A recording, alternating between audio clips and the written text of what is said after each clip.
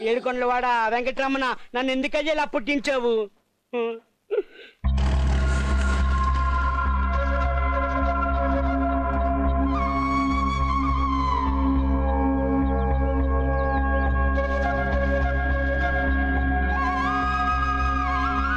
ఇచ్చి బస్తాలు దింపుకో. అదేంటి బాబు అలా అంటావు? అంత డబ్బు నేను ఎలా ఇవ్వగలను? అదంతా నాకు తెలియదు, ముందు పైసలు తీ. అంత డబ్బు నా దగ్గర లేదు, నేను ఇవ్వలేను. ఏంటి గొడవ? సమయానికి వచ్చావు, నువ్వన్నా చెప్పు బాబు. ఆయన ఎందుకు చెప్పేది? పరిశ్రమ చేయకుండా పైసలు తీ. అసలు ఏం జరిగింది బాబాయ్? చూడు బాబు, మా ఊరు నుంచి రావడానికి 30 రూపాయలు అయింది. సికింద్రాబాద్ స్టేషన్ నుంచి ఇక్కడ రావడానికి 200 అడుగుతున్నాడు బాబు. మీటర్ అయితే గింత అయింది. అయినా దునియాలో మేము కూడా బతకాలి కదా. దొంగ మ్యాటర్ మాకు తెలుసు గానీ నువ్వు బతకడం కోసం ఇలాంటి వాళ్ళని చంపాలా? అరే ఏం మాట్లాడుతున్నావు? నేను చంపడం ఏంది? మరంతే కదా, ఇలా అందిన కాడికి ప్రతి ఒక్కడు రైతుల దగ్గర దోచుకుంటూ పోతుంటే వాళ్ళ ఆత్మహత్యలు కాక ఇంకేం చేసుకుంటారు? అంటే ఈ పాపంలో నీకు బాగా ఉన్నట్టే కదా. ఈ రైతుల దగ్గర రాజకీయ నాయకులు ఓట్లు, అధికారులు నోట్లు అందిన కాడికి అడ్డంగా దోచుకుంటున్నారు. అదే పని నువ్వు చేస్తావా అన్నా? రైతుల్ని మోసం చేస్తే మనకి తిండి కూడా దొరకదన్నా. ఇందులో ఏమున్నాయి బాబాయ్? టమాటాలు ఉన్నాయి బాబు. నీ కిలోకి ఎంత వస్తుంది? ఎంత బాబు? 80 పైసల నుంచి రూపాయి దాకా వస్తుంది. మార్కెట్లో నువ్వెంత కొంటావు? 10-12 రూపాయలకి. చూసావా ఆ రైతుకి ఎంత మిగులుతుందో? మీ ఇద్దరి మధ్య ఆ దళారు ఎంత బాగుపడుతున్నాడు. ఈ రోజు పంట ఎక్కువగా పండినా రైతు బాధపడాల్సిన పరిస్థితి వచ్చింది. రైతు పొలంలో ఉన్నంతసేపే మనం సేఫ్గా ఉండగలం. ఆ రైతే లేనప్పుడు నువ్వు లేవు, నేను లేను. నన్ను క్షమించన్నా, నాకు తెలియకుండా చాలా పెద్ద తప్పు చేశాను. అదేం లేదన్నా, నాకు తెలిసింది చెప్పానంతే. ఇప్పుడు చెప్పు, ఎంత ఇమ్మంటావు? నీ ఇష్టమన్నా, ఎంతో కొంత ఇవ్వన్నా. ఇదిగో బాబు, చాలా సాయం చేసావు బాబు. చల్లగుండు బిడ్డ. దాందే ఉంది బాబాయ్, వస్తాను. సరే బిడ్డ. ఏంట్రా ఈరోజు సర్లో ఒకసారి కూడా కనిపించలేదు? పోలీసుళ్ళు కదన్నా, ఏదో పని ఉంటుంది. ఏంటోరా, రోజు నా చుట్టూ తిరుగుతూ ఉంటే నాకు అసలు ఏం తెలిసేది కాదు. ఈరోజు కనీసం ఒక్కసారి కూడా కనపడిపోయేసరికి అదోలా ఉందా.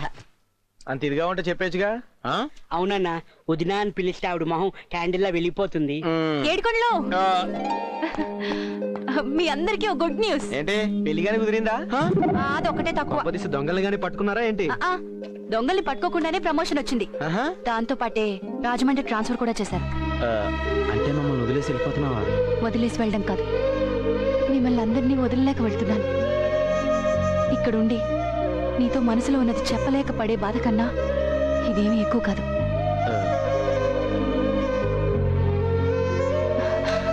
ఇంతకంటే ఎలా చెప్పాలి?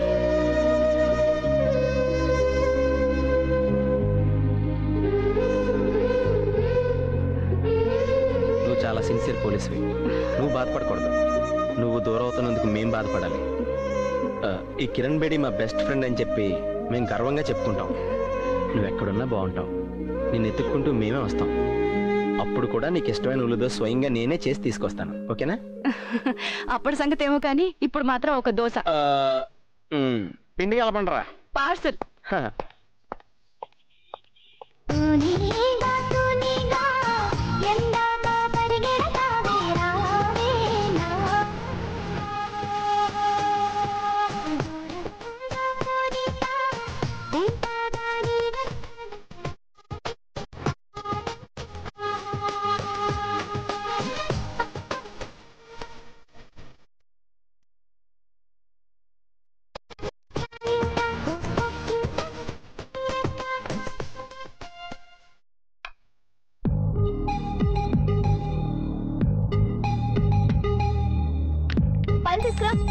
Madam,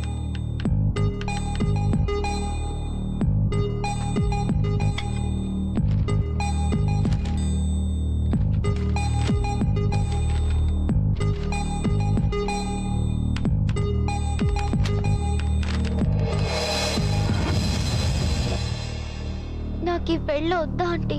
please aunty. మీ నాన్నగారితో నేను చెప్తాను కదా, రెడీ అవ్వ. రెడీ అవ్వలేదేంటి? పెళ్లి చూపులు వచ్చేస్తున్నారమ్మా. నాకు ఈ పెళ్లి ఇష్టం లేదు నాన్న. మరి ఏం చేస్తావు నాన్న? నేను రమణని పెళ్లి చేసుకుంటాను నాన్న. ఆడి పేరు ఎత్తామంటే 4 సీరేస్తాను. అసలు ఆడి దగ్గరే ఉందే. ఆడే ఓ దిక్కుమాలి నోట్లు నడుపుకుంటున్నాడు. మర్యాదగా నేను తెచ్చిన సంబంధం చేసుకోవి, సుఖపడతావమ్మా. లేదంటే కన్న కూతురని కూడా చూడను, చంపేస్తాను. నేను నచ్చి చెప్తాను కదా, మీరు రండి. ఏంటి అనుకున్నావు? నచ్చి చెప్తానని చెప్పాను కదన్నయ్య. చూడమ్మా, తల్లిలేని నిన్ను పువ్వులో పెట్టి పెంచారు మీ నాన్నగారు. ఏది చేసినా నీ సంతోషం కోసమే చేశారు. ఒక్కసారి ఆ అబ్బాయిని వచ్చి చూడు, ఆ తర్వాత ఏం జరుగుతుందో చూద్దాం. సరే నాగలక్ష్మి, అమ్మాయిని ఎలా తీసుకురా, జాగ్రత్త. అక్కడ కూర్చోబెట్టు.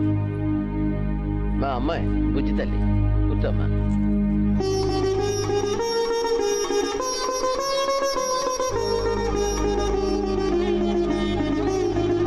బావగారు, అమ్మాయి లక్షణంగా ఉంది, మా అందరికీ నచ్చింది. అంత దేవుడిదయ్యా. ఇంకా మిగతా విషయాలు మాట్లాడుకుంటే మంచి. నేను పెళ్లి కొడుకుతో కొన్ని విషయాలు మాట్లాడాలి. ఏంటే నువ్వు మాట్లాడేది? నోరు మూసుకుని కూర్చో. మీరుండండి బావగారు, అమ్మాయి ఏదో మాట్లాడాలంటోంది కదా, మాట్లాడివ్వండి, పర్వాలేదు. నేను ఒక అతన్ని ప్రాణంగా ప్రేమించాను తెలుసా? నాన్నగారు చెప్పారు, ఈ రోజుల్లో ఇలాంటివన్నీ మామూలే, ఇలాంటివి ఏవి మనం పట్టించుకోకూడదు. అంటే ఇంకొకరి ఎంగిలి కంచెలో నువ్వు తింటావన్నమాట. నాన్నగారు ఏంటి ఎంగిలి కంచం అంటుంది? ఊరుకోరా తింగర ముద్దు, ఎంగిలైందని బంగారపు కంచాన్ని పడేస్తామా? శుభ్రంగా కడుక్కొని వాడుకుంటాం కదా, ఇది అంతే. అయినా మన వంశంలో మా ముత్తాతల దగ్గర నుంచి ఇలాంటి పూజకు పనికిరాని పువ్వుల్ని నెత్తిన పెట్టుకున్న వాళ్ళేరా. మీ అమ్మ కూడా అంతేగా. ఇప్పుడు చూడు ఎంత అన్యోన్యంగా ఉన్నావు. ఏంట్రా బోడిలింగం, ఏదో పెద్ద వీరసలింగం గారిలా మాట్లాడుతున్నావు. నీతి జాతి లేని నీలాంటి వాడికి నేను చచ్చినా రాను. ఏంట్రా గోడ కొట్టిన మేకులా ఇంకా అలాగే కూర్చున్నారు? లేవండి. మళ్ళీ పెళ్లి గిల్లి అని మా ఇంటికి వస్తే నేనేం చేస్తానో నాకే తెలీదు. వెళ్ళండి. ఆగండి ఆగండి బాబు గారు, నా మాట వినండి. వెళ్ళకండి. ఏదో చిన్నపిల్ల తెలియక వాగేసింది. మీరే పెద్ద మనం చేసిన క్షమించాలి. అది చిన్నపిల్ల ఏంటండి, ఎంత పెద్ద పెద్ద మాటలు మాట్లాడుతోంది? పోనీలే అని జాలి పెడితే మా జాతి గురించే మాట్లాడుతుందా? దానికి నేను నచ్చ చెప్తాను బాబు గారు. ఏంటండి నచ్చ చెప్పేది? అసలు దాని కాదు, దాన్ని అలా పెంచినందుకు మిమ్మల్ని అనాలి.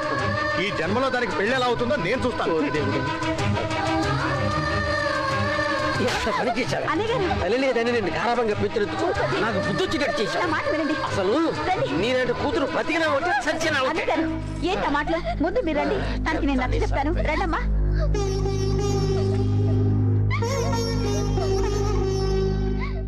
ఓసారి నా వైపు చూసావు, సరదాగా నా గుండె కోసావు.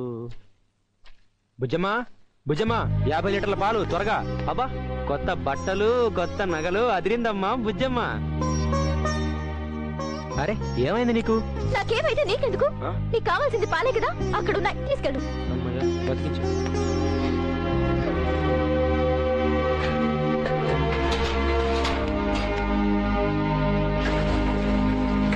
ఈరోజు ఏమైంది దీనికి? ఎప్పుడు గజ్జల గుర్రలా గంతులేసేది, ఈరోజు మూడీగా ఉంది. తెలుసుకుంటే పోలా. బుజ్జమ్మా ఏంటి మూడీగా ఉన్నావు? నాకు పెళ్లి కుదిరింది, చాలా హ్యాపీనా? అరే ఇది గుడ్ న్యూస్, దానికి ఎందుకంత బాధపడుతున్నావు? ఏరా మీ మగాళ్ళకి మా బాధలు అర్థం కావా? నువ్వు గుడ్ న్యూస్ అంట, వాడెవడో వచ్చాడు, నేను ఇంకొకరిని ఇష్టపడ్డాను అన్నా పర్లేదంట. అమ్మాయి బాగా నచ్చింది, పెళ్లికి రెడీ అంటాడు. నానేమో ముహూర్తం పెట్టేసుకుందాం అంటాడు. నాకు నచ్చక్కర్లేదా? నా ఇష్టంతో పని లేదా? నాకు ఆ పెళ్లి ఇష్టం లేదు. నా మనసులో నీకు తప్ప ఇంకెవరికి చోటు లేదు. అర్థమైందా? పిచ్చ కింద నేనంటే నిన్ను ప్రేమించడం ఏంటి? అయినా నువ్వు ప్రేమించే సరిపోతుందా? నేను ప్రేమించాలిగా. అంటే నువ్వు నన్ను ప్రేమించట్లేదా? లేదు లేదు లేదు. నా కళ్ళలోకి చూసి చెప్పు. ఇదిగో నీ కళ్ళలోకి చూసి చెప్తున్నాను, నేను ప్రేమించట్లేదు ప్రేమించట్లేదు ప్రేమించట్లేదు. ప్రేమించట్లేదా? నువ్వు ప్రేమించినప్పుడు నేను బతకడమే బేస్. నిన్నే నా గురించి ఏం తెలుసు నన్ను గుడ్డిగా ప్రేమించావు? నేను చిన్నప్పటి నుంచి దురదృష్టవంతురాలే. పుట్టగానే అమ్మని పోగొట్టుకున్నాను. ఇప్పుడు ఇష్టపడ్డ వాడిని దక్కించుకోలేకపోతున్నాను. నువ్వు కేవలం అమ్మని మాత్రమే కోల్పోయావు, అయినా అమ్మని మరిపించే నాన్న నీకున్నాడు. అంటే నీకు తెలిసింది బయటికి కనిపించే రమణ మాత్రమే, కానీ నా లోపల ఇంకో రమణ ఉన్నాడు. వాడు నువ్వు అనుకుంటున్నంత మంచివాడు కాదు. దోపిడీలు చేస్తాడు, దొంగతనాలు చేస్తాడు. అవును, గత 7 ఏళ్లుగా సిటీలో జరుగుతున్న వరుస దోపిడీలు చేస్తోంది నేను, ఏడుకొండలు, వెంకట్. నువ్వు ప్రేమించకపోయినా పర్వాలేదు, అబద్ధం చెప్పుకో. అబద్ధం కాదు, నిజం. నా చిన్నప్పుడు మాకు 3 ఎకరాల భూమి ఉండేది. దాంట్లో అప్పు చేసి పత్తి వేశాడు మా నాన్న. కల్తీ విత్తనాల కారణంగా పంట పోయింది. దాంతో అప్పుల బాధ తట్టుకోలేక ఊరేసుకుని చనిపోయాడు మా నాన్న.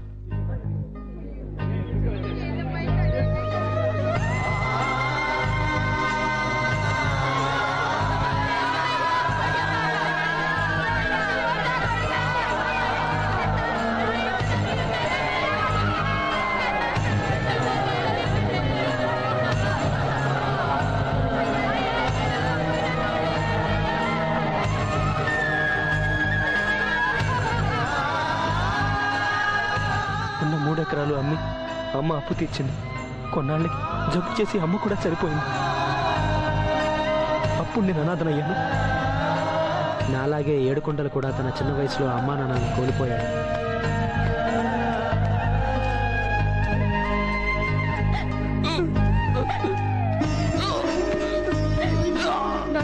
లేనన్నా ఆసుపత్రికి వెళ్దాం. లేనన్నా నాన్న ఏం కాదు నాన్న, ఆసుపత్రికి వెళ్దాం. లేనన్నా నాన్న అమ్మా లేమ్మా. నాకు మీ నాన్నకి నేను ఒంటరిని చేసి వెళ్ళిపోతున్నా. నీలాగా ఏ రెస్పె అవ్వకుండా చూడు. ఏడుకొండలు జాగ్రత్త. అమ్మా లేమ్మా. నాన్న ఆసుపత్రికి వెళ్దాం. లేనన్నా లేదన్నా. నాకు భయం వేస్తుందన్నా.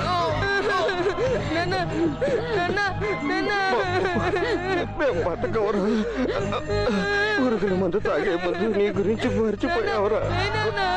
ఇప్పుడు నిన్ను చూశాక బ్రతకాలనుందిరా. బాగా చదువుకోనన్నా, బాగా చదువుకో. మీ అమ్మకు పట్టిన గతి, నాకు పట్టిన గతి ఈ భూమి మీద ఇంకెవరికి పడకూడదు. ఏం చేయండి, నకిలీ ఎరువులు, నకిలీ విత్తనాలు ఎక్కడ చూసినా దోపిడీ దోపిడీ దోపిడీ. ఇది ఇలాగే జరుగుతూ పోతే కొన్నాళ్ళకి రైతనేవాడు భూమి మీద లేకుండా పోతాడన్నా. నాన్న మంచిగా చదువుకో నాన్న. రైతు బతకాలి అన్న, రైతు బతకాలి. రైతు రాజ్యం రావాలి నాన్న, రైతు రాజ్యం రావాలి నాన్న. నీ స్కూల్ మాస్టర్ దగ్గరికి నువ్వు వెళ్ళిపో, బాగా చదువుకో. అలాగే నాన్న.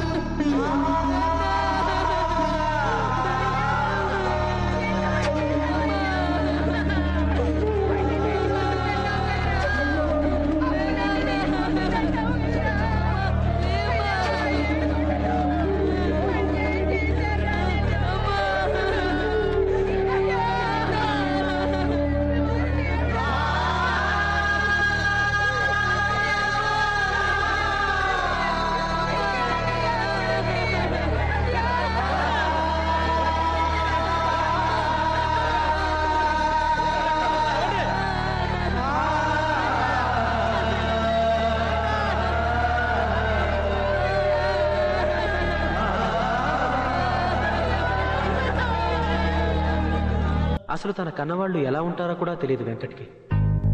మేమిలా అనాథలుగా మారడానికి కారణం కల్తీ విత్తనాలు, కల్తీ ఎరువులు, అవినీతి పరుల స్వార్థం. నన్ను, ఏడుకొండల్ని, వెంకట్ని మా మాస్టారే పెంచి పెద్ద చేశారు. మా అమ్మా నాన్నల్లాగా ఇంకే రైతు చావకూడదని ఆయన ధ్యేయంగా పెట్టుకున్నారు. ఎలా అయినా సరే రైతుల్ని ఆదుకోవాలని మా మాస్టర్ భావించారు. అదే మేం కూడా ఆశయంగా పెట్టుకుని రైతులకు అన్యాయం చేసే వాళ్ళని దోచుకుని వాళ్ళని ఆదుకుంటున్నాం. కానీ మా ఆశయాలు ఫలిస్తే దేశంలో చాలామంది రైతుల జీవితాలు బాగుపడతాయి. అనాథలమైన మమ్మల్ని పెంచి పోషించి మంచి నేర్పించిన మాస్టర్జీ మాకు చెప్పింది ఒక్కటే, లోకా సమస్త సుఖినో భవంతు. నలుగురి మంచి కోసం నేను చావడానికైనా సిద్ధమే. నేను ప్రవాహంలో కొట్టుకుపోయేవాడిని. నన్ను పట్టుకోవాలని కూడా అవివేకం. అలా కాదని నువ్వు ట్రై చేస్తే నాతో పాటు నువ్వు కొట్టుకుపోతావు. పైగా మేము ఎప్పుడు పట్టుపడతామో మాకే తెలియదు. ఒకవేళ దొరికితే జైల్లో పెడతారో లేక ఎన్కౌంటర్ చేస్తారో కూడా తెలియదు. నన్ను మర్చిపో అని చెప్పడం చాలా ఈజీ, కానీ మర్చిపోవడానికి ప్రయత్నించు.